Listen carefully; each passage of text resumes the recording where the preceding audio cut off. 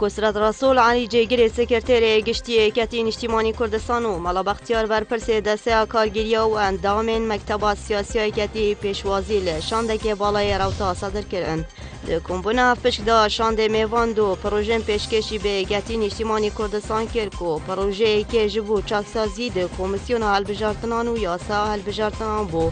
و پروژه دویجی جبو قناغا پشتی رزگار که ناموسل و چان یا هفکاریا هزین امناهی و لاین سیاسی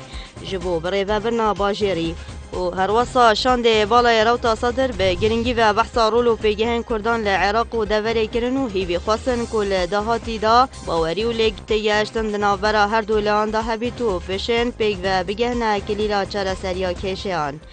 جلای خوب شانده کتین اجتماعی کردستان تاکید کردن که به هیکاتی ده هر دو پروژه خوینن و به شوک فرمی برسوا روتا صدر دادن و بوچونات ایکتی لسروان پروژه دیار کن.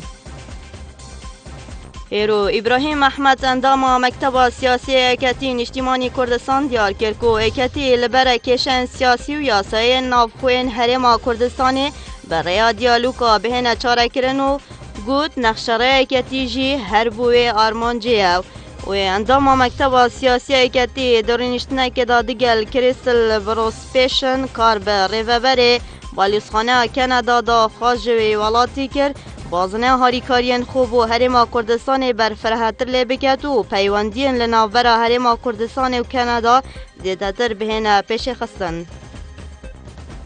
درباس محمد وزیر کوچ و کوچبرن عراق راگهاند اج دست پیکرنا اپراسیون رزگار کرنا نینو و حتی نوکه 122,137 کج کمپین آوران و گریانه دورن خوین رزگار کری لوی پاریزگهه. بی وزیر حکومت فدرالی ده بیانمه که دا دیار کرد که پتریا آوران و گریانه تاخن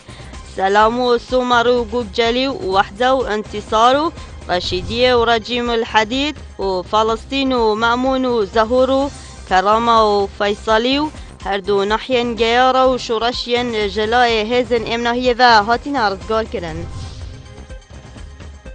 لدیف جدره که آهگدار فروکن شرکرن هف پیمان هرش کریا کاروانه که ترومبیلن گروپا تیروسیا داعش لگنده یرغون لقضا داقوق.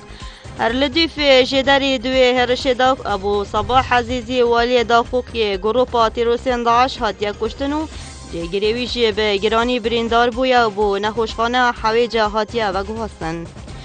جلای که دیو ریفبریا حوالگیریا سربازیا لیوا 54 ده بیانمه خدا بلاف کرد که هزن وان دو تیروسین ترسناک لدور عمریه لبغداد دست سر کرینه که هر دوان لبربون کریارکا تیروریستی لباجر بغداد انجام بدن.